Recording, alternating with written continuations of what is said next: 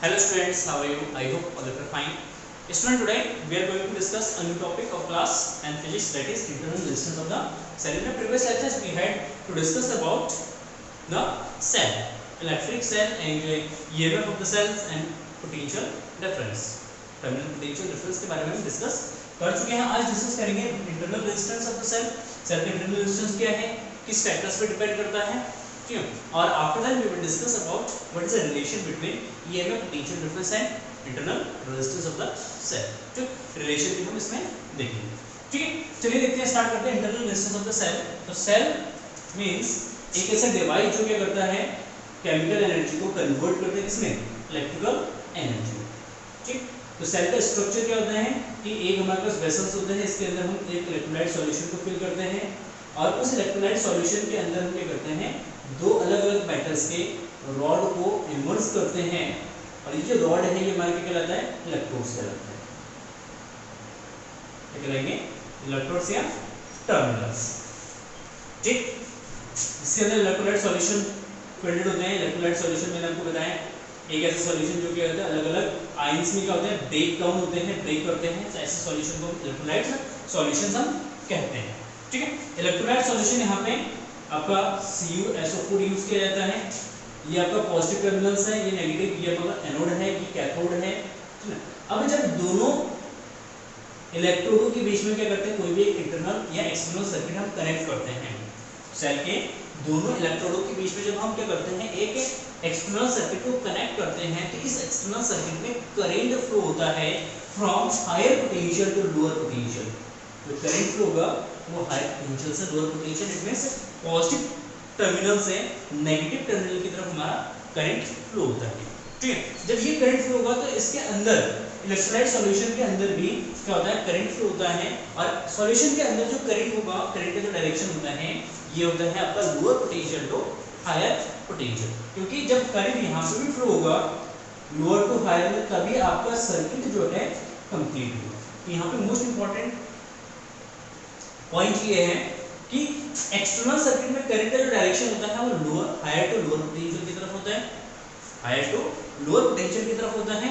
और internal circuit में electrolytes के अंदर जो आपका करंट है वो lower potential to higher potential की तरफ मूव करता है. इसका मतलब है कि इसके अंदर जो पॉजिटिव चार्ज है, पॉजिटिव चार्ज जो होता है या पॉजिटिव आयंस हम कह सकते हैं, पॉजिटिव आयंस जो है ये लो टू हाई पोटेंशियल की तरफ मूव करता है. और वी कैन से कि जो नेगेटिव चार्ज होगा, नेगेटिव आयंस या चार्ज हम बात करते हैं, नेगेटिव आयंस हमेशा जो है हाई पोटेंशियल से लो पोटेंशियल की तरफ मूव करेगा. इट मींस हमने ये देखा था, भी ये डिस्कस किया था कि जैसे Cu डबल पॉजिटिव है वो इस डायरेक्शन में मूव करता है, ये लो पे है ये हाई पे है तो लो टू हाई मूव करता है Cu डबल पॉजिटिव. और जो SO4 डबल नेगेटिव है ये जो है आपका लोअर पोटेंशियल से, सॉरी हायर पोटेंशियल से लोअर पोटेंशियल की तरफ मूव करता है, जिसके कारण इसके अंदर क्या होता है, करंट फ्लो होता है. तो जो इलेक्ट्रोलाइट सॉल्यूशन है, ये इलेक्ट्रोलाइट सॉल्यूशन जो है ये करंट के पाथ पे एक रेजिस्टेंस ऑफर करता है. अगेन रिपीट करता हूँ, जो इसका इलेक्ट्रोलाइट सॉल्यूशन है, CuSO4 का जो सॉल्यूशन है, ये सॉल्यूशन क्या करता है, इस करंट के पाथ पे एक रेजिस्टेंस ऑफर करता है. और इसी रेजिस्टेंस को हम क्या कहते हैं, सेल का इंटरनल रेजिस्टेंस. क्लियर है? क्योंकि जब इसके अंदर सॉल्यूशन के अंदर जब आयंस आपस में क्या करेंगे, मूव करेंगे, तो आपस में वो कोलाइड भी करेंगे, आपस में तो कोलिजन भी होगा. जैसे Cu पॉजिटिव इस डायरेक्शन में जा रहा है, SO4 डबल नेगेटिव इस डायरेक्शन में जाएगा. और इसके अंदर कुछ न्यूट्रल एटम्स भी होंगे, कुछ न्यूट्रल एटम्स हैं. ठीक है, ये न्यूट्रल एटम्स है, कुछ इसमें पॉजिटिव आयंस होंगे, कुछ इसमें नेगेटिव आयंस होंगे. जब ये नेगेटिव आयंस पॉजिटिव आयंस जब आपस में क्या करेंगे, मूव करेंगे, करंट फ्लो कराएंगे, तो ये आके कभी ये न्यूट्रल एटम के साथ कोलाइड करेगा, कभी ये नेगेटिव एटम के साथ कोलाइड करेगा, कभी आपस में कोलिजन होगा इनका, पॉजिटिव पे कोलिजन होगा, नेगेटिव पॉजिटिव में कोलिजन होगा. तो इस तरीके से कोलिजन जब ये करेंगे, जब कोलाइड करेंगे एक दूसरे से, कोलिजन जब होगा तो ये क्या करेगा, करंट के पाथ पे एक रेजिस्टेंस क्रिएट करेगा. और इसी रेजिस्टेंस को कहेंगे internal resistance of the circuit.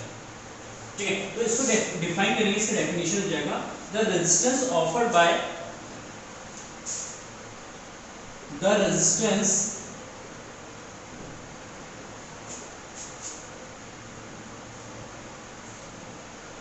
offered by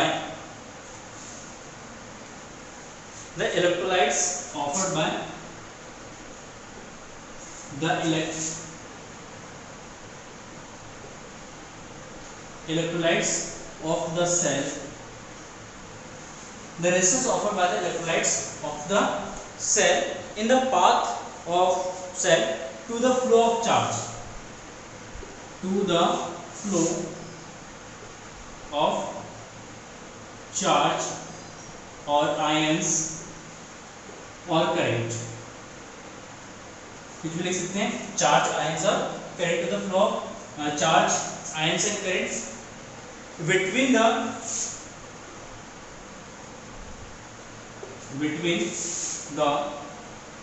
two terminal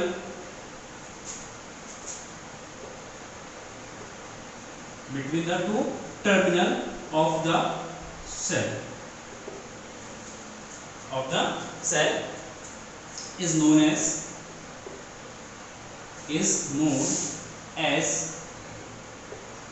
internal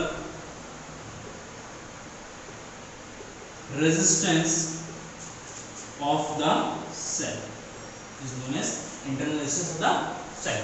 ठीक है, तो सिंपल सा डेफिनेशन है कि जब दो टर्मिनल के बीच में करंट फ्लो होगा या चार्ज फ्लो होगा या आयंस फ्लो होंगे तो इसके मार्ग में या इसके पाथ पे जो या इसके फ्लो में जो रेजिस्टेंस क्रिएट करेगा इलेक्ट्रोलाइट्स, उसी रेजिस्टेंस को कहेंगे internal resistance of the cell.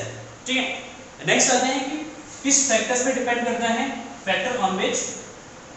Factors on which internal resistance of cell depends। देखिए यहाँ पे जो internal resistance of the cell है इसको हम रिप्रेजेंट करते हैं स्मॉल r से, इसे रिप्रेजेंट करेंगे, इसको स्मॉल r से रिप्रेजेंट करते हैं। ठीक है, और किस फैक्टर्स पे ये डिपेंड करता है उसको डिस्कस करते हैं। तो फर्स्ट पॉइंट, ये डिपेंड करता है कि जो हमारे पास दो इलेक्ट्रोड्स हैं इन दोनों इलेक्ट्रोड के बीच की डिस्टेंस कितना है, इस डिस्टेंस पे डिपेंड करता है। ठीक है, first distance between two electrodes या two terminals, between two terminals. मतलब ये डिस्टेंस जितना ज्यादा होगा इंटरनल रेजिस्टेंस ज्यादा होगा, डिस्टेंस कम होगा तो इंटरनल रेजिस्टेंस कम होगा। It means small r is proportional to d। तो फर्स्ट ये इंटरनल रेजिस्टेंस जो है वो दोनों इलेक्ट्रोडों के बीच की डिस्टेंस पे डिपेंड करता है। Second, it's depends on the area of electrodes, area of electrodes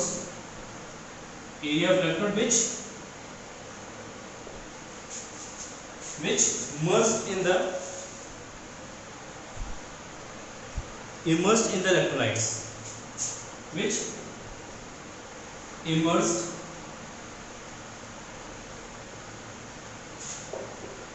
in the electrolytes। ठीक है, मतलब जितना एरिया इस इलेक्ट्रोड का, जितना एरिया इस इलेक्ट्रोलाइट्स के अंदर इमर्स्ड होगा, जितना इसके अंदर डूबा हुआ होगा एरिया, ठीक है, इस डूबे हुए एरिया के इनवर्सली प्रोपोर्शनल होता है। It means r is inversely proportional to a, r is inversely proportional to a। and third, it depends on the concentration of the electrolytes, depends on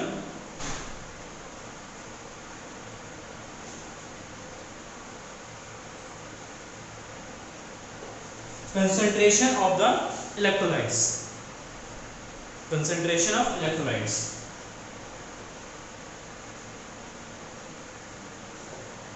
ठीक है, concentration of the electrolytes इसके proportional होता है, मतलब r is proportional to c। मतलब जितना concentration होगा उतना ज्यादा रेजिस्टेंस होगा, जितना कम कंसंट्रेशन होगा उतना कम रेजिस्टेंस होगा। इसका रीजन ये है कि जितना ज्यादा कंसंट्रेशन होगा उतने ही ज्यादा आयंस होंगे इसके अंदर, जितना ज्यादा कंसंट्रेशन होगा उतने ज्यादा आयंस होंगे, और जितने ज्यादा आयंस होंगे कोलिजन उतना ही ज्यादा होगा, कोलिजन आपस में वो उतना ही ज्यादा कोलाइड करेंगे। ठीक है, इसलिए रेजिस्टेंस क्या होगा, ज्यादा होगा। अगर कंसंट्रेशन कम है तो आयंस कम होंगे, जब आयंस कम होंगे तो कम कोलिजन करेंगे, जब कम कोलिजन होगा तो रेजिस्टेंस क्या होगा, कम होगा। And fourth point, it's depends on temperature.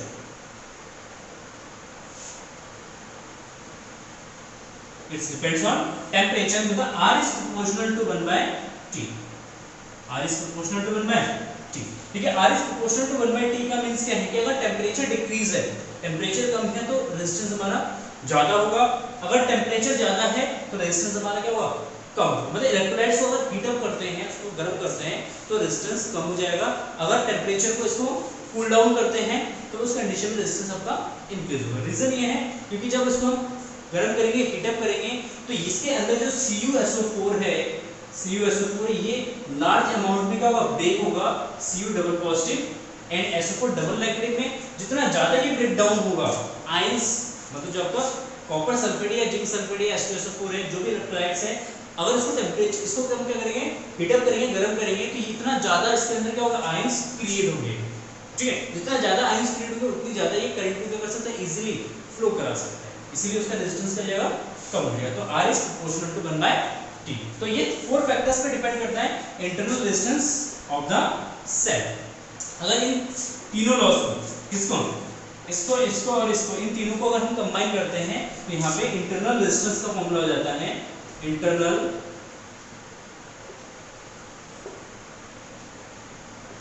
Resistance of cell, ठीक है, that is equal to R is equal to हो जाएगा C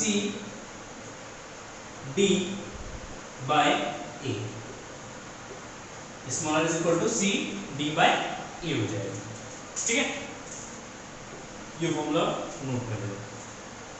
नेक्स्ट आगे बढ़ते हैं, ये हो गया इंटरनल रेजिस्टेंस। अब अगर हम सेल को रिप्रेजेंट करते हैं, किसी भी सर्किट में सेल का जो रिप्रेजेंटेशन होता है वो होता है आपका, जब ये हमारे पास सेल है, इस सेल का जो रिप्रेजेंटेशन सिंबल जो है, सिंबल ऑफ सेल, सेल का जो सिंबल होता है वो बेसिकली होता है इस तरीके का, एक पॉजिटिव टर्मिनल और एक नेगेटिव टर्मिनल। जो बड़ा वाला इलेक्ट्रोड है ये पॉजिटिव, तो देखिए हाई पोटेंशियल को शो करता है, छोटा वाला जो इलेक्ट्रोड है ये लोअर पोटेंशियल को शो करता है, और इसका अपना एक इंटरनल रेजिस्टेंस होता है, उस इंटरनल रेजिस्टेंस को यहाँ पे हम क्या करते हैं, इसके साथ शो करते हैं। ठीक है, तो ये जो एक सिंबल होता है, ये सिंबल पूरा हम क्या यूज करते हैं, सेल के लिए यूज करते हैं। तो ये कंप्लीट एक सिंबल होता है सेल का। Is it clear? ठीक है, अच्छा अब यहाँ पे इंटरनल रेजिस्टेंस की हम बात कर रहे थे, तो इंटरनल रेजिस्टेंस जैसे सेल को हम क्या करते हैं, जैसे ये न्यूली होता है सेल, जब इसको हम न्यू क्रिएट करते हैं, बनाते हैं जब इसको, तो इसका रेजिस्टेंस कम होता है। रिपीट करता हूँ, जब सेल हमारे क्या होता है, नया होता है, न्यू होता है, जब उसको हमने शुरू में बनाया होता है, तो उस कंडीशन में उसका जो रेजिस्टेंस होता है, स्मॉल r होता है, ये लेस होता है। और जैसे जैसे इस सेल को हम यूज अप करते हैं, जैसे इस सेल को यूटिलाइजेशन करते हैं, यूटिलाइज करते हैं, वैसे वैसे इसका रेजिस्टेंस जो है वो क्या होता जाता है, इंक्रीज होता जाता है। ठीक है, तो मतलब इसके यूज पे भी डिपेंड करता है, सेल के यूज पे भी डिपेंड करता है कि सेल को हमने कितना यूज किया है, उस पे भी डिपेंड करता है आपका internal resistance. Is it clear? Now अब आते हैं, what is the relation between EMF, potential difference and internal resistance. तो relation between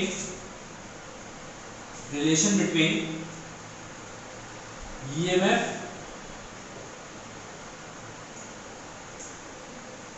terminal potential difference V and internal resistance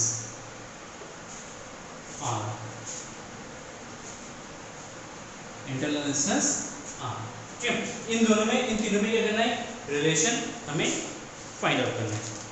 ठीक है, तो कल हमने डिस्कस किया था कि EMF क्या होता है, EMF क्या होता है, और हमने डिस्कस किया था टर्मिनल पोटेंशियल क्या होता है, और इंटरनल रेजिस्टेंस आज हमने डिस्कस किया है। तो इसके बीच में क्या रिलेशन है, तो सिंपल सी बात है कि जो हमारा EMF है, इलेक्ट्रोमोटिव फोर्स जो है, इलेक्ट्रोमोटिव फोर्स का मीनिंग होता है कि पूरे सर्किट में, जब हम पूरे सर्किट, कंप्लीट सर्किट की बात करते हैं, it means external plus internal, दोनों सर्किट में पर यूनिट चार्ज को मूव करने के लिए कितना वर्क किया गया है, वो वर्क जो है EMF के इक्वल होता है।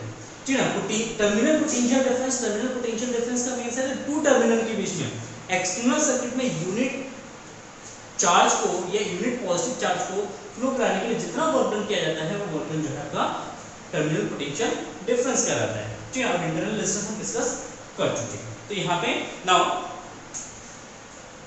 लेट अस सपोज एक हमारे पास सर्किट है, एक एक्सटर्नल सर्किट जिसके रेजिस्टेंस R है और इस सर्किट के साथ हमने एक सेल को कनेक्ट किया है और इस सेल का इंटरनल रेजिस्टेंस जो है आपका R है, स्मॉल r, और सेल का जो EMF है वो कैपिटल E। और लेट सपोज कि इस सर्किट में I करंट फ्लो है, इस सर्किट में आपका I करंट फ्लो है और इस रेजिस्टेंस के क्रॉस जो पोटेंशियल है ये आपका क्या है, V है। कितना है, V है। और ये जो स्मॉल r है, स्मॉल r के क्रॉस जो पोटेंशियल डिफरेंस होगा ये लेट अस सपोज ये कितना है, V डैश है। Then the EMF let internal resistance of cell is equal to R, external resistance is equal to capital R. Okay. Now the EMF of cell is equal to, E को define करेंगे। E का definition है कि work done by the cell in carrying a unit charge along the closed circuit. E का मतलब है work done to move a unit positive charge in closed में external plus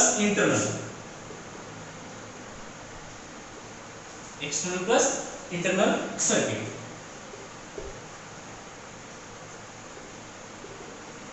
ठीक है, EMF का मतलब है कि एक्सटर्नल इंटरनल सर्किट में पर यूनिट चार्ज को फ्लो कराने के लिए जितना वर्क डन करना पड़ेगा वो वर्क डन हो जाएगा आपका किसी इक्वल EMF के ऊपर।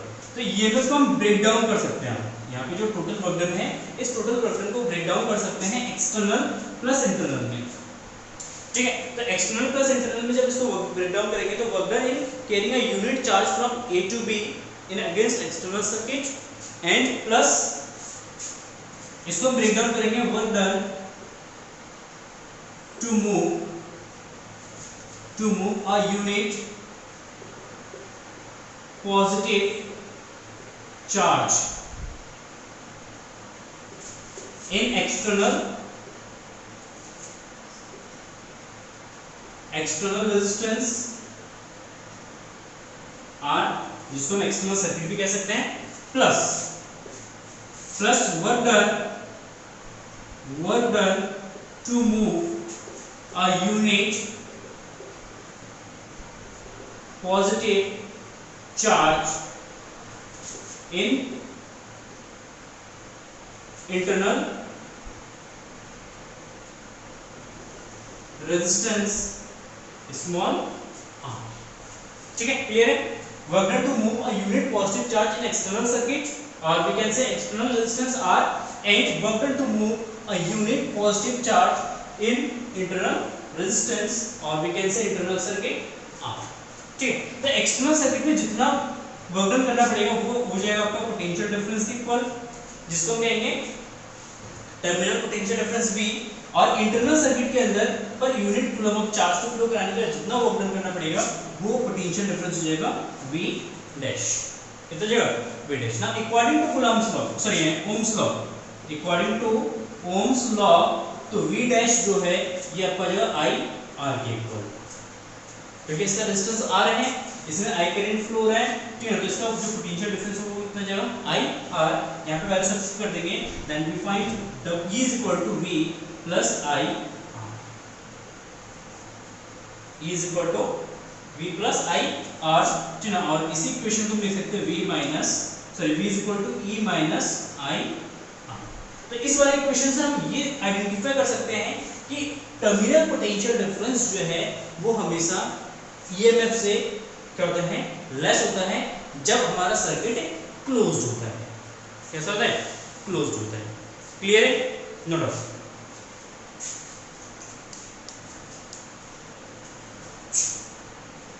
नाउ कुछ केसेस देखते हैं इसमें।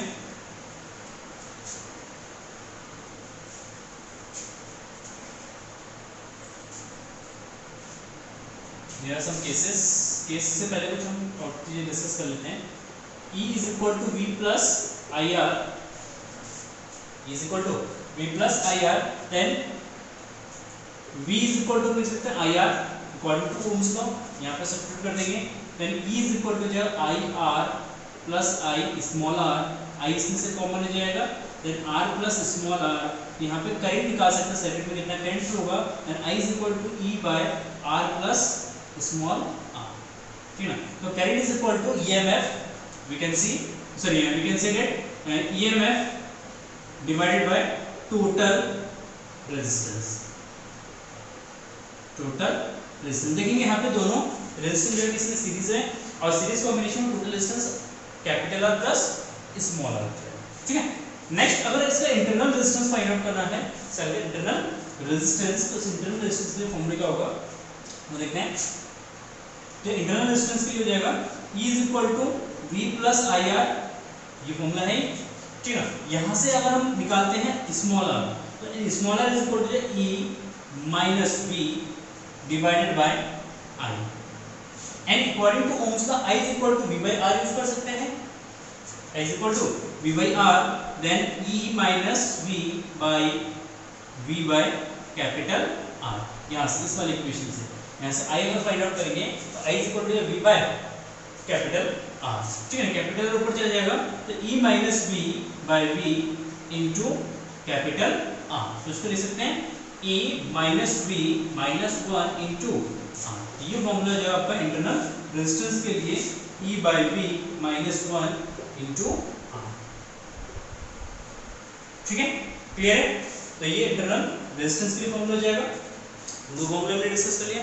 अब इसमें सब स्पेशल केसेस हम देखते हैं, कुछ केसेस है इसके, नोट कर लीजिए इसको।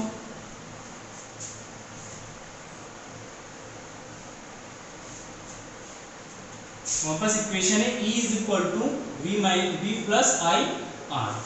केस फर्स्ट, तो केस फर्स्ट है if circuit is open, circuit is open. अगर हमारा सर्किट ओपन है, ओपन मीन्स कि इस सेल से कोई भी करंट ड्रॉ नहीं किया जा रहा है।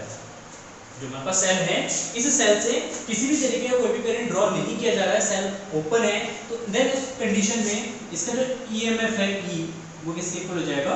V के इक्वल हो जाएगा। मतलब इस कंडीशन में जो हमारा EMF है, इलेक्ट्रोमोटिव फोर्स है, वो उसके टर्मिनल पोटेंशियल डिफरेंस के equal, that is equal to V। And case second,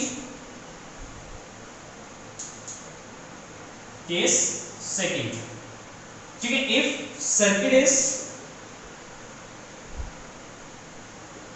circuit is closed and I current is drawn from the cell, then मतलब अगर इस कंडीशन, सेकंड कंडीशन में कि सर्किट हमारा क्लोज्ड है और सेल से कुछ करंट ड्रॉ किया जाता है, कुछ करंट लिया जाता है, तो उस कंडीशन में इसका जो EMF होगा, in this case EMF is greater than V। इस कंडीशन में EMF जो है ग्रेटर देन V होगा, क्योंकि इक्वेशन है E plus I R, क्योंकि सेल का कुछ ना कुछ इंटरनल रेजिस्टेंस जरूर होगा, कुछ ना कुछ इंटरनल रेजिस्टेंस होगा, तो कुछ ना कुछ वैल्यू यहाँ पे भी करना पड़ेगा। तो इस कंडीशन में E जो है वो VC का ग्रेटर होगा और इक्वेशन होगा E is equal to plus I R। Is it clear? क्योंकि यहाँ से इक्वेशन लिखते हैं V minus I R, ये भी इक्वेशन हम यहाँ पे लिख सकते हैं, ठीक है। केस थर्ड, सेकंड लिख लिया हमने, केस थर्ड है क्या है कि अगर मान लो ये सेकेंडरी सेल है, कैसे सेल है? देखिए दो सेल होते हैं, दो तरीके के सेल होते हैं, आपने केमिस्ट्री में पढ़ा होगा। एक प्राइमरी सेल होता है, एक सेकेंडरी सेल होता है। प्राइमरी सेल जिसको एक ही बार यूटिलाइज कर सकते हैं, एक ही बार उसका यूज होता है। सेकेंडरी सेल होता है उसको हम मल्टी टाइम्स जो है मल्टीपल टाइम्स क्या कर सकते हैं, उसको यूज कर सकते हैं। मल्टीपल टाइम्स मींस 10 बार 15 बार 20 बार हजारों बार हम क्या कर सकते हैं, इसको यूज कर सकते हैं। यूज करने के लिए हमें क्या करना पड़ता है, इसको चार्ज करना पड़ता है। ठीक है, जैसे आपका इन्वर्टर की बैटरी है, ठीक है, बैटरी है, वो सेल का कॉम्बिनेशन ही है, तो उसको हम जब यूटिलाइज करते हैं तो उसको नहीं करते, दोबारा से चार्ज करते हैं। तो जब सेकेंडरी सेल को हम क्या कर सकते हैं, चार्ज कर सकते हैं। अगर सेल को हम क्या करते हैं, चार्ज करते हैं, तो उस कंडीशन में क्या होता है, सेल को चार्ज करने के लिए हमें इसमें अपोजिट डायरेक्शन में करंट फ्लो कराते हैं सेल में। जनरली जब हम सेल से करंट लेते हैं तो पॉजिटिव टर्मिनल से नेगेटिव टर्मिनल की तरफ करंट फ्लो होता है। जब सेल को हम चार्ज अप करते हैं, दोबारा से उसको चार्ज करते हैं, तो इस कंडीशन में करंट जो है positive to negative to positive flow होता है। ठीक है, सेल के अंदर नहीं, आपका सेल के अंदर positive to negative and external circuit में नेगेटिव टू पॉजिटिव फ्लो, तो इसका अपोजिट डायरेक्शन में फ्लो होता है। if cell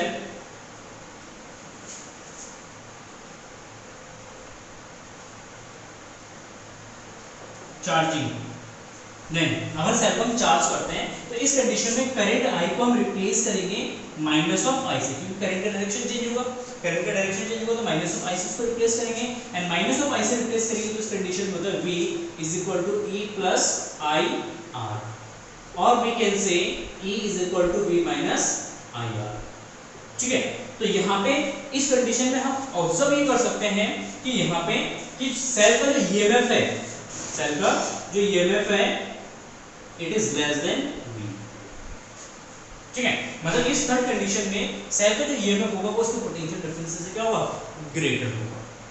क्लियर है? तो इसका मतलब है कि सेल से अगर करंट लिया जाता है तो ईएमएफ ग्रेटर होता है पोटेंशियल डिफरेंस से, अगर सेल को चार्ज किया जाता है तो उस कंडीशन में उसका ईएमएफ लेस होता है उसका पोटेंशियल डिफरेंस। ठीक है, क्लियर है? तो ये कुछ पॉइंट्स हैं, नेक्स्ट कल डिस्कस करते हैं characteristic graph of the cell.